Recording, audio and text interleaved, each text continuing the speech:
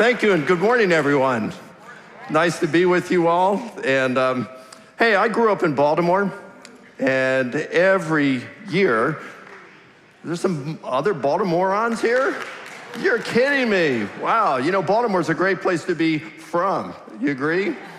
Yeah.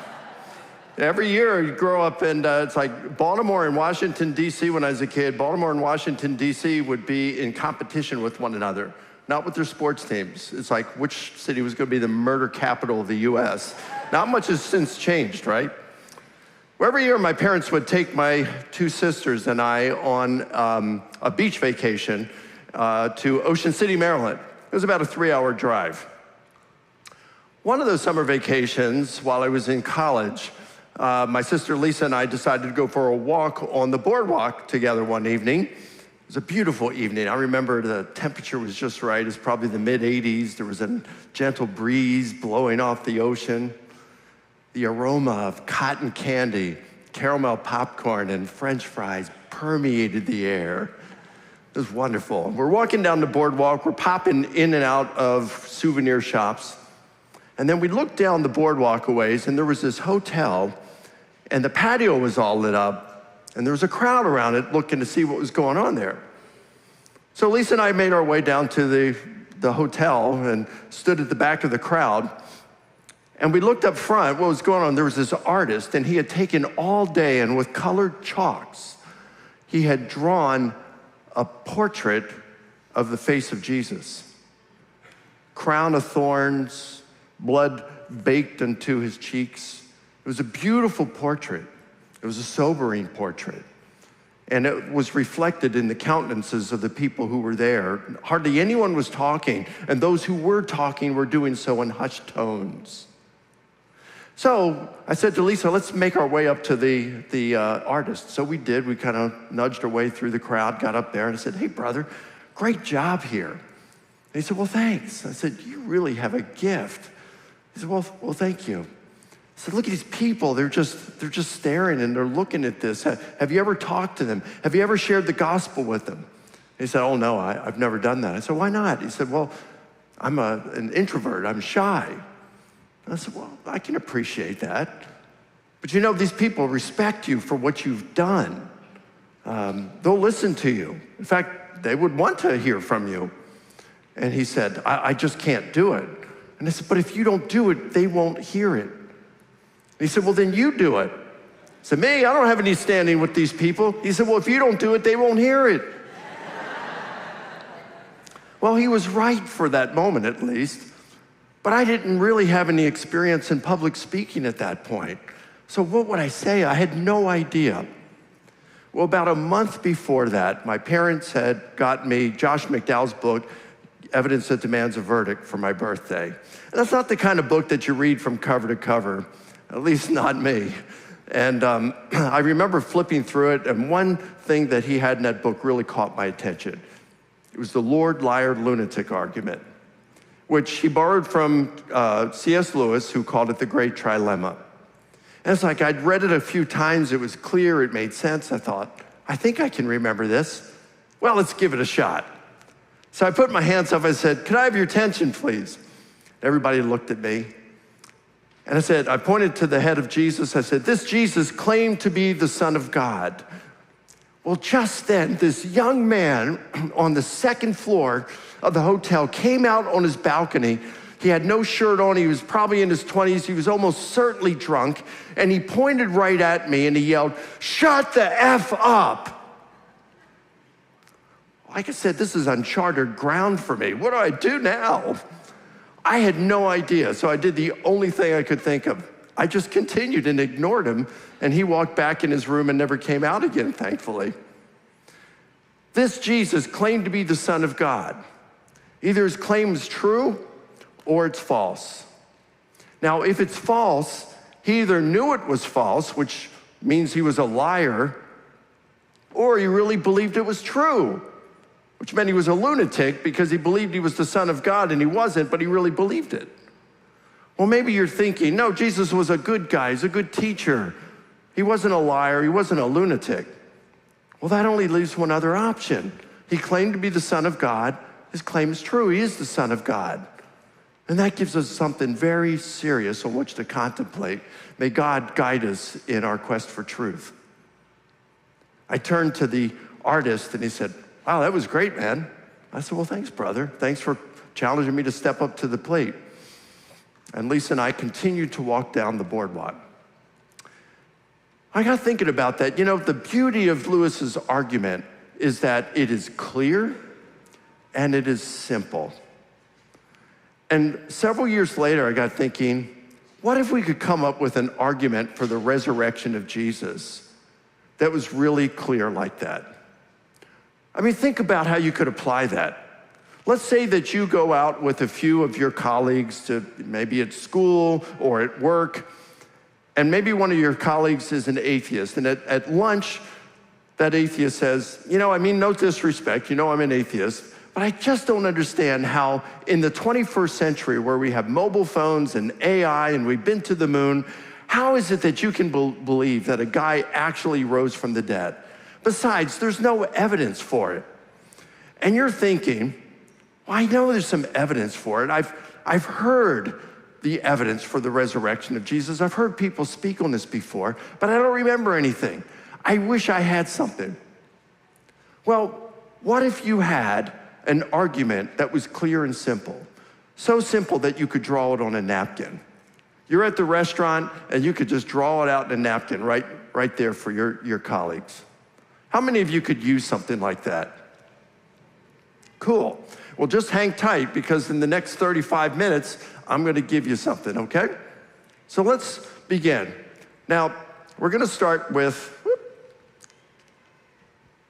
the apostles claimed Jesus rose and appeared to them. They claimed that he rose and appeared to them. Now, that's a pretty modest claim there.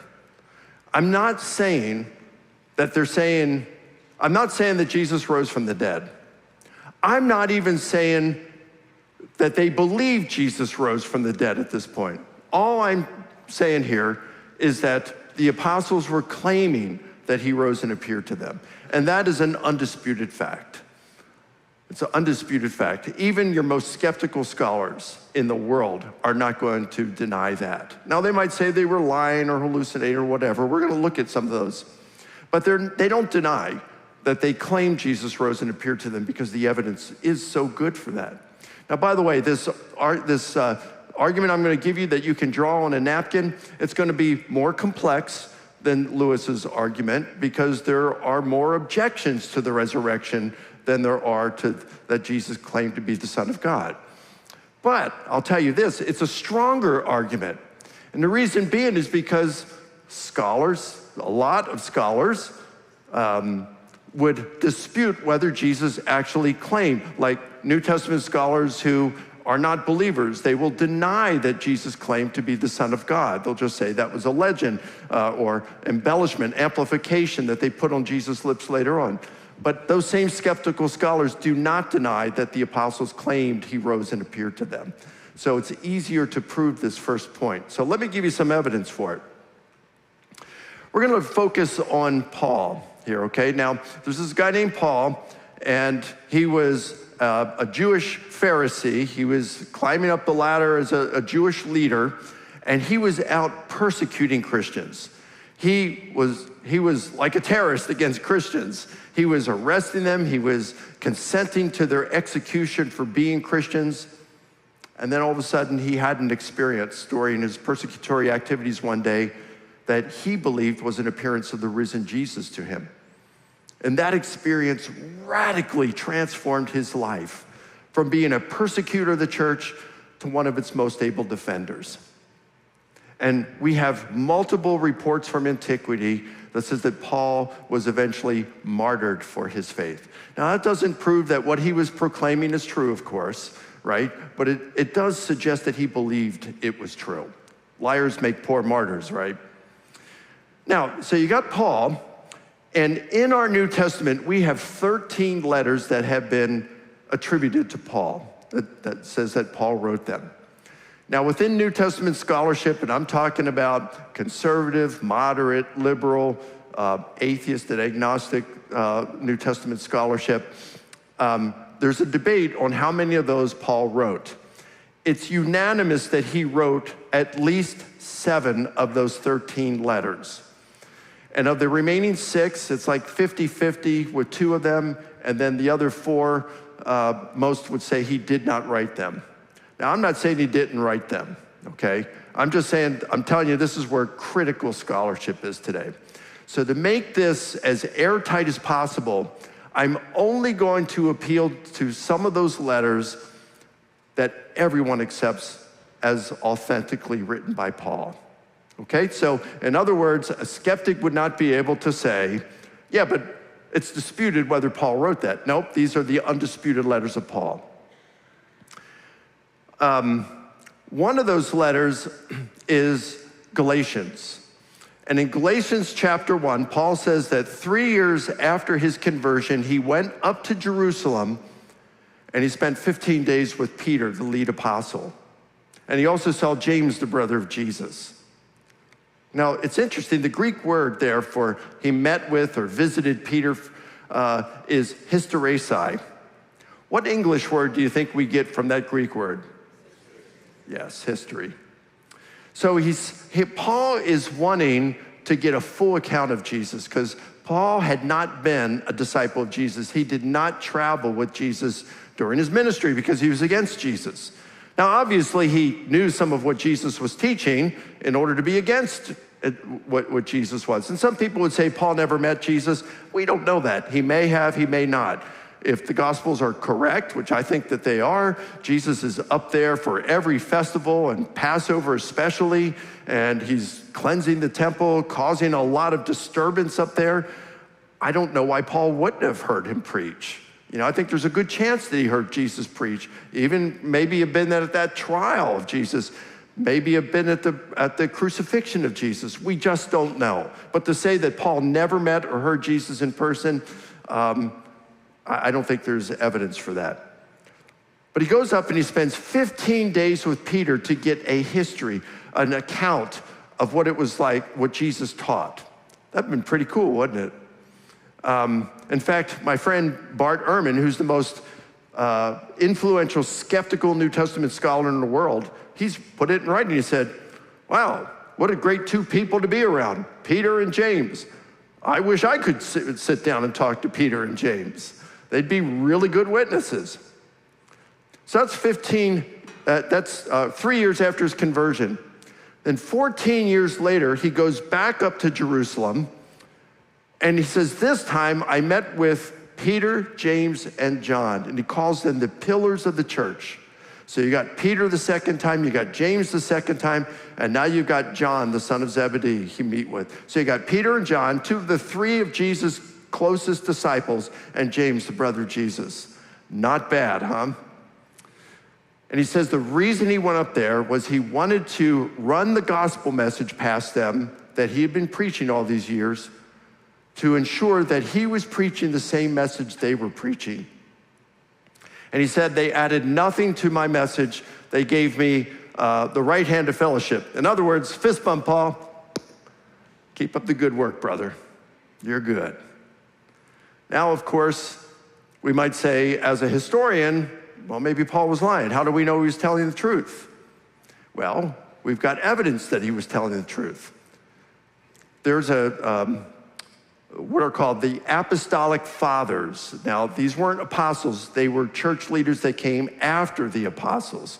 And there are 2 in particular that are of interest.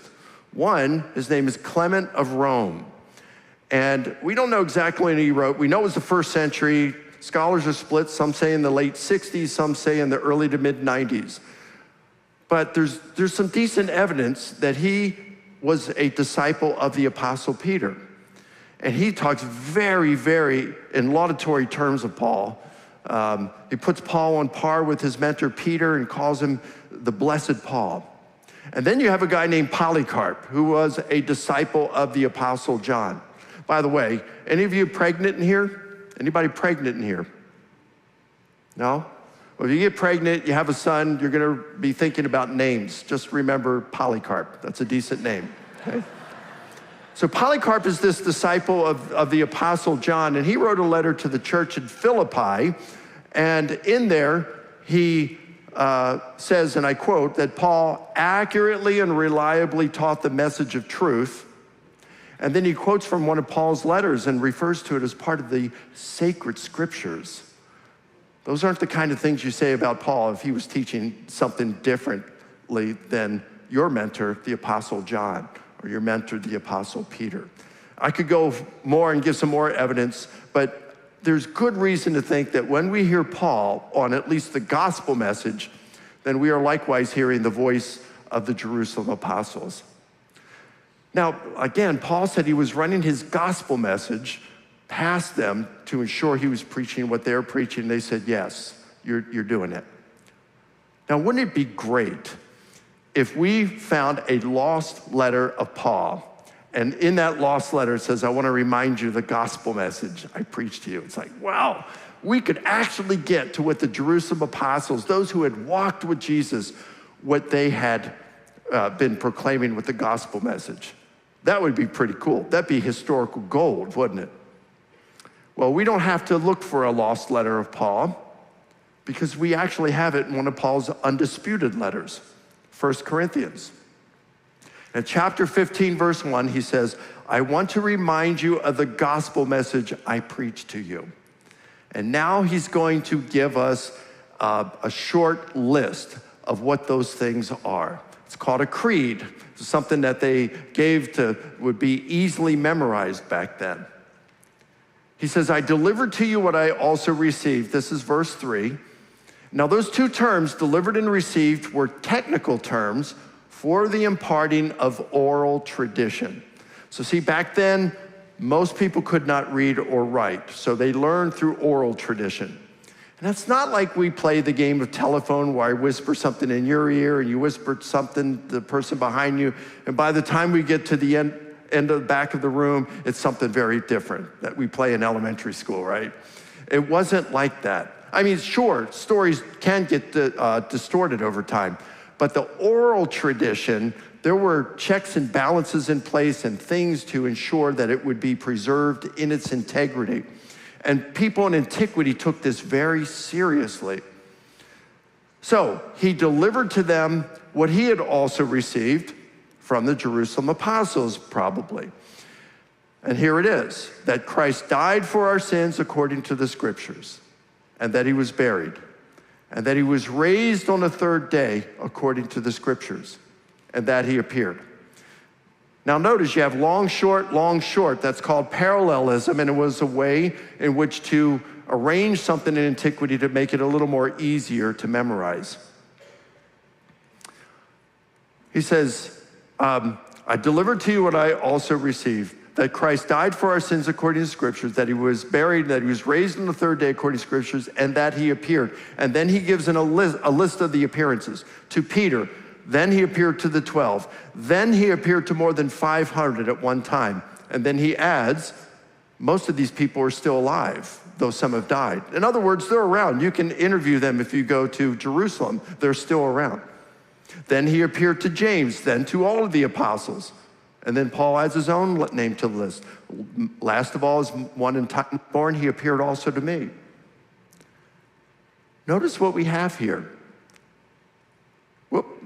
We have three individual appearances, Peter, James, and Paul. Who did Paul meet with on 2 occasions? He saw Peter and James, right? So he's getting information from them, at least from them, if not the other apostles as well. And then you have 3 group appearances, to the 12, to more than 500, to all of the apostles. Now, that's important, and we'll come back to that.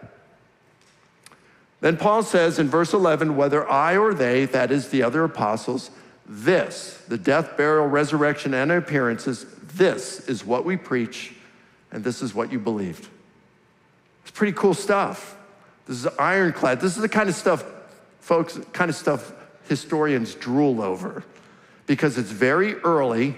It goes back to within just a few years of Jesus' crucifixion. If a person says, look, the Gospels aren't reliable, they're written too long after the events they purport to describe, they contain errors and contradictions, we don't know who wrote them, the authors were biased, and it's propaganda. Even if all of that were correct, and I don't believe it is, but even if all of it were correct, we can still get to what the apostles were preaching with the gospel just through Paul. Right here. Cool stuff. So we can see that the apostles claimed Jesus rose and appeared to them. Now, what do we do with that? Well, there's two options. He either appeared to them or he didn't appear. There's no other option. He either did or he didn't appear to them.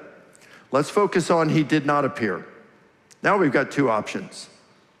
They either knew he didn't appear or they did not know that he appeared. In other words, they really believed that he appeared. By the way, you're going to see there's always splitting into two. There are two kinds of people in this world. Those who divide the world into two kinds of people and those who don't. If we focus on they knew that he did not appear, there are two options. They were either lying about it or they were just using this as a metaphor for something else. Let's focus on lie. By the way, take your notes, but at the very end, I'm going to give you a slide with all of this on. You'll still need to take notes now, but I'll give you a slide with all of these options on. So what about lie? Well, we've got a number of ancient sources, a bunch of them. I think there's 11 or 12 that talk about how the disciples were willing to suffer for their gospel proclamation and willing to die for it, and that many of them did. Now, there's reports that all of them died as martyrs. There are reports that all but John died as a martyr. A lot of these reports come from a few centuries later. And in antiquity, there was a tendency in martyrdom accounts to amplify them. It's just crazy stuff. If you ever read the Apocrypha in 2 Maccabees chapter 7, it's about 7 brothers, Jewish brothers, who were tortured horribly by the Syrian king because they would not cook a pork meal and eat it in front of the king. And so he tortured them. He cut out their tongue, he pulled the skin off of their head, he cut off their hands and feet, and then he finally put them in a red-hot frying pan and fried them alive. Well, on one of the accounts, after the guy had his tongue cut out and his hands and feet cut off, he's trash-talking the king without a tongue. So we know that sometimes these accounts were amplified. Doesn't mean the ones in the Gospels or the other Christian literature was, but some of them, even in the Christian literature, seems a little bit suspect. So as a historian, I like early sources. And we have 5 from the 1st century that talk about the martyrdom of some of the apostles, but the persecution of all of them. And that's really all we need. If all of them saw that their colleagues, some of them were being executed by the Romans for their gospel proclamation, and they continued to give the gospel proclamation, that means they're willing to die for it as well. And the whole point of this is, it doesn't prove that what they were preaching is true. I mean, after all, we have Muslims who are willing to die as jihadis for Islam, right? It doesn't mean Islam is true, but it does mean they believe it's true. You don't have a guy who, hey, I want to work with Al-Qaeda. Strap a bomb on your back and go blow all these people up. Well, let's see, Muhammad was a false prophet. The Quran is not from God. If I kill these innocent people, I'll probably go to hell. Sign me up! No, they really believe it's true. When the Buddhist monk set himself ablaze in protest of the Vietnam War, doesn't mean Buddhism is true, but it means he really believed it was true. The fact that these early Christians were willing to suffer and willing to die as martyrs shows that they truly believed Christianity was true. They weren't lying. So again, the disciples, they were not only proclaiming Jesus rose and appeared to them, they truly believed it. So it wasn't a lie. What about a metaphor? This was popular a few decades ago by people like John Dominic Cross and the Jesus Seminar and some others. Not so much today, but you'll still hear it today.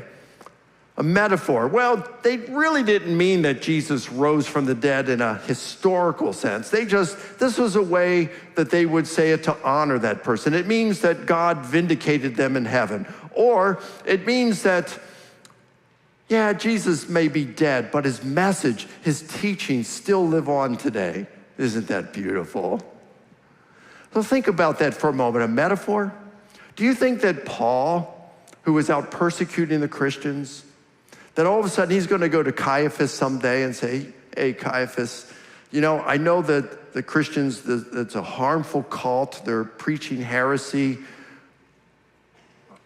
But I'll tell you, this metaphor that Peter came up with, I just can't get over it. I'm going over to it. I know it's going to cost my soul, but I'm going over to it. That doesn't work. And by the way, in 1 Corinthians 15, Paul gives an argument that one of the elements of it could be broken down pretty simply as this. If Christ was not raised from the dead, we're not going to be raised from the dead. If we're not going to be raised from the dead, the Christian life is not worth living because it often involves persecution and self-denial of things we want to do. But Christ was raised, therefore we will be raised, therefore the Christian life is worth living. Folks, that argument makes no sense if by resurrection they were just using it as a metaphor to say Jesus was exalted in heaven or that his memory and teachings live on. It wasn't a metaphor. So that rules out that option, that they claimed he rose, he did not rise, but they did not know. Or they knew he did not rise. They were either lying or using it as a metaphor. Now we look at they did not know. We got two options, hallucination and identical twin. Let's look at hallucination. Now this one kind of makes sense, at least at first look, right? I mean, a lot of studies that have been done over the years, over more than 100 years on hallucinations, they find that the group most likely to experience a hallucination, people grieving the loss of a loved one. And they say approximately 50%, half, experience a hallucination of some sort if they're grieving the loss of a loved one. There are different kinds of hallucinations. There's visual, that's what we typically think of. But there's also auditory hallucinations where you hear something, like maybe someone whose spouse has just died, think they just heard that spouse call their name, but they didn't really hear anything. There's also olfactory, smell, gustatory, taste. There's kinesthetic. Remember when you got your first mobile phone and you put it on vibrate when you went into your first, you're sitting there in church or in class and you put it on vibrate, and in the middle of the sermon or the lecture, you thought you felt it vibrate or heard it, and you pulled it out and looked at, nobody loves me. That's actually, if you felt it vibrate, that is a tactile hallucination, all right? Hallucinations aren't contagious though. If you thought you felt it and you looked at your phone and nobody had texted you, the person next to you wouldn't have said, yeah, I thought I heard your phone vibrate. It's not gonna happen because hallucinations aren't contagious. You can't experience that as a group. They're private occurrences in the mind of an individual. They have no external reality. So I couldn't wake up my wife in the middle of the night and say, honey, I'm having a dream. I'm in Maui. Go back to sleep, join me in my dream. Let's have a free vacation. You can't do it. And even if she went back to sleep and dreamt she was in Maui, and I went back to sleep and dreamt we're in Maui, we're not having the same exact dream. Let me give you another example. Like our dreams. Let's say that all of us in this room, I'm gonna have you sign a disclosure to protect me, and we're all gonna take a sleeping pill tonight, and I want us all to dream that we're in Maui. Now, I don't know what the answer to this is, but how many of us do you think would dream we're in Maui? Not all of us. I'd be surprised if half of us did. And what about when we compared our dreams? What do you think the likelihood is that all of us would dream we're in Maui, and all of us would have a dream that's so similar in its content that we were convinced we were all there. I mean, that's just not going to happen. Why? Because dreams are a private occurrence in the mind of an individual. It has no external reality. Same thing with a hallucination. But yet, when we come to the disciples, we find that they had 3 group appearances. He appeared to the 12. He appeared to more than 500 at one time. He appeared to all the apostles. Not once, but at least 3 that's mentioned in this oral tradition that comes from the apostles. It wasn't a hallucination. What about the identical twin hypothesis? Now, this was proposed first by a guy named Greg Cavan. He's an atheist philosophy professor who teaches out in California. I debated him, I think it was 2012, and on the resurrection. Now, he's an atheist, and in his doctoral dissertation, he said, no, it's not hallucination. No, they weren't lying about it. No, it wasn't a legend that developed over time. It wasn't a metaphor. It only leaves really one option, and that is Jesus must have had an identical twin. I know it sounds unlikely, but it's the only plausible option, and there's no God, so he couldn't have risen from the dead. He must have had an identical twin who was separated at birth. They didn't know each other, and after Jesus died, this identical twin came on the scene and he said, hey, I'm going to play a joke on these Romans and Jews. Say, hey, I'm Jesus, I'm risen from the dead. So what's interesting is, are there any identical twins here? Any? Boy, the second time I've asked, any pregnant identical twins? You guys are not unique. So I probably asked this for, I don't know, over 50 times I've talked to an identical twin and I say, can you fool your parents? Yes. Can you fool your friends? Yes. For how long? Oh, not long. If I start talking, then, if I'm just sitting in a chair and not saying anything, I can fool them. But if I start talking, or even moving around, they can usually tell it's not me because my identical twin has some different mannerisms, different way of laughing or smiling or whatever. They can tell the difference. And so you think this guy, Jesus had been with his disciples from 1.5 to 3 years. They'd be able to tell if this guy wasn't Jesus. And then you got to think about it for a moment. You'd have to be a moron after just seeing what they did to Jesus and say, hey, I'm back. All right, pal. You think crucifixion wasn't bad enough for you? Wait to see what we got for you next. I mean, what idiot would do something? If I looked like Jesus, I'd be running away to another Roman province. What's interesting, right before my debate with Greg Cavan, he came up, we were talking, and he said, hey, Mike, don't bring up the identical twin hypothesis. I don't take it anymore. So it's like the only guy in the universe who believed that, he doesn't believe it anymore. By the way, I gave this lecture in Romania a couple of years ago on Easter Sunday, and in this Romanian church, 2 identical twin sisters, 4 of them, came up to me afterward and they said, yeah, you're absolutely right. They can tell us, people who know us can tell us different apart. So that doesn't work. So now we're left with another option.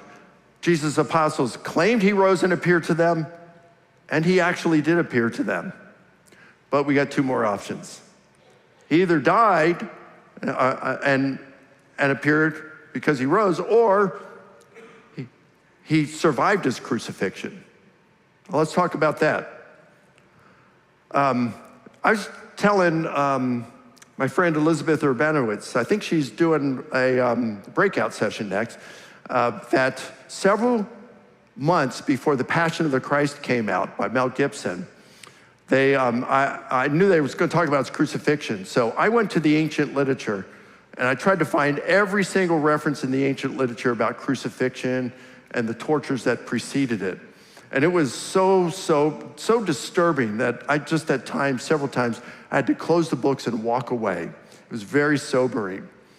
And it was a horrific process that even The Passion of the Christ doesn't necessarily talk about everything that was involved in it. It was really bad. So I want you just to think about it for a moment. if you remember the Passion of the Christ, and you think about it, someone has been whipped. In fact, Josephus talked about how usually when a person was scourged, they were whipped to the bone. You could actually see their bones, all right? They had shredded the skin so badly. And then this person is marched naked through Main Street in Jerusalem or wherever in the Roman Empire, and then crucified. And they got nails put through their hands and their feet, and they're just lingering on the cross. Now think about it. Even if they could survive that, if they were mistakenly taken down alive and buried, put in a tomb, something, okay? What do you think the probability is that they're gonna be able to, a couple of days later, stand up on their feet, walk without a limp, and present themselves to others as though nothing had happened? Folks, I sprained my ankle really badly 3 years ago. Let me tell you, a couple of weeks later, you still knew that I wasn't right. You know, I'm still limping a couple of weeks later. It was bad. That's a sprained ankle. I can't imagine trying to do something if they put nails through my feet, all right? So there's no way they're gonna you're gonna have, and the disciples open the door and they see Jesus hunched over in his pathetic and mutilated state and look at him and say, wow, I can't wait to have a resurrection body just like yours. Alive? Yes. Risen? Not a chance. And by the way, there's only 2 accounts in antiquity of a person surviving crucifixion. And in both cases, they were removed intentionally from the cross. There's no evidence that Jesus was removed intentionally or while alive, or that he was provided any medical care whatsoever, much less Rome's best. That only leaves us one other option. He died and he rose. That's it. That's the only one that works. Folks, I find this pretty fun, because it means that what I originally believed was revealed by the Holy Spirit about Christianity being true, we've actually got evidence for it.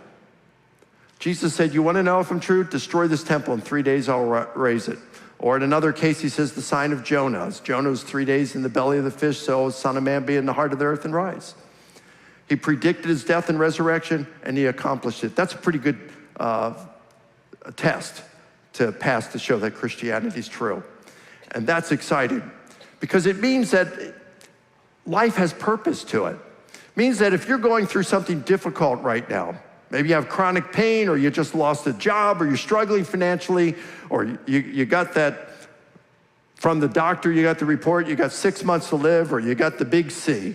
They told you got cancer. And you're going, what's next? Folks, this life, we were talking about it in the green room, a couple of us before. I think Braxton and I were saying how the life goes by so quickly, doesn't it? I mean, it's quick.